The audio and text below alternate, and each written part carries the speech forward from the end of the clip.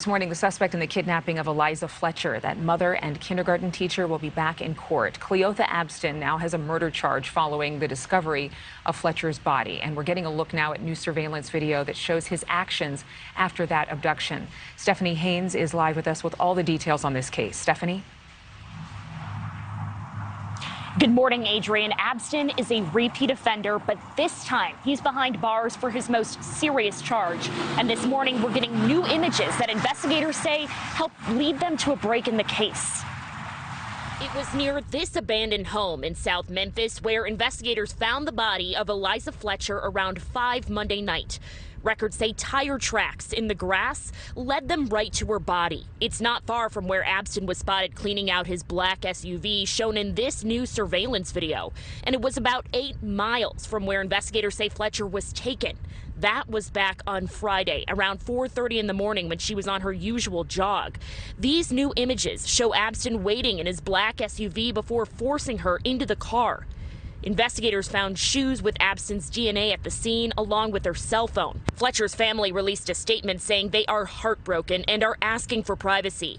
She was a wife, a mother of 2, a kindergarten teacher, and an heiress to a billion-dollar hardware company.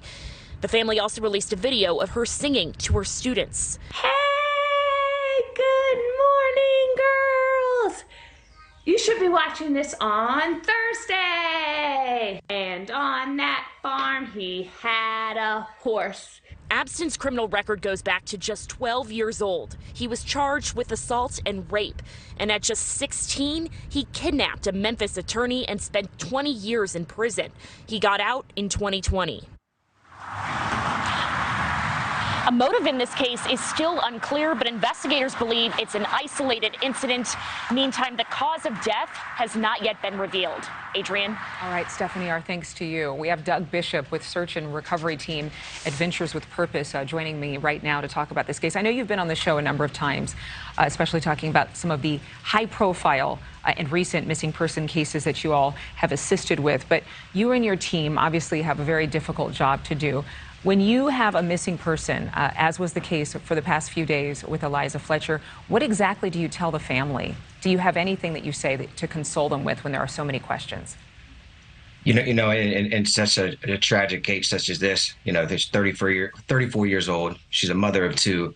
There's no real right words to give a family that's, holding out so much hope in this. But I can say that, MPD and the FBI did come together and were able to get on this suspect's trail really quickly. They did not drop the ball. There was so many balls dropped by the suspect here as far as being caught on camera. His cell phone data is actually what led them to finding Eliza.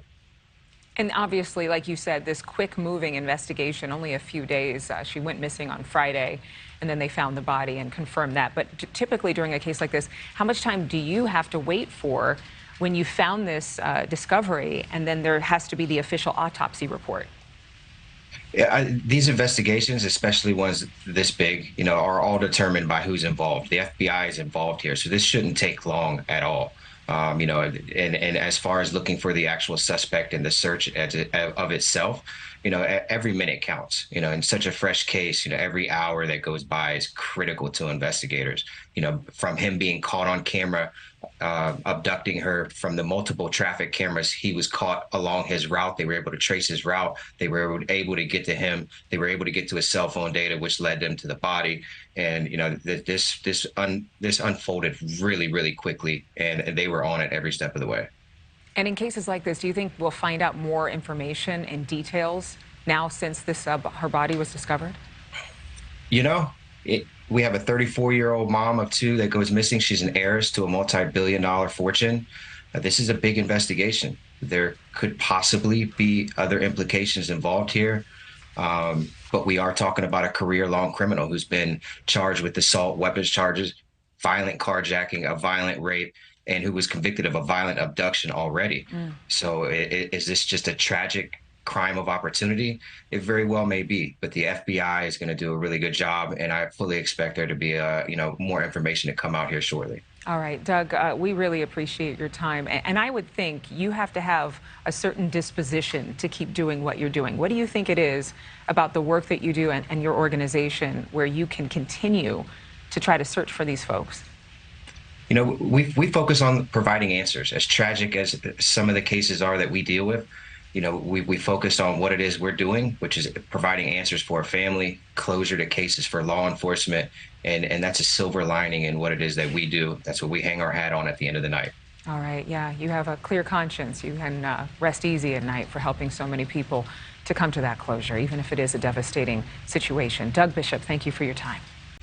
Thank you. Thank you for watching. Go to newsnationnow.com to find NewsNation on your television provider. And don't forget to click the red subscribe button below to get more of NewsNation's fact-driven, unbiased coverage.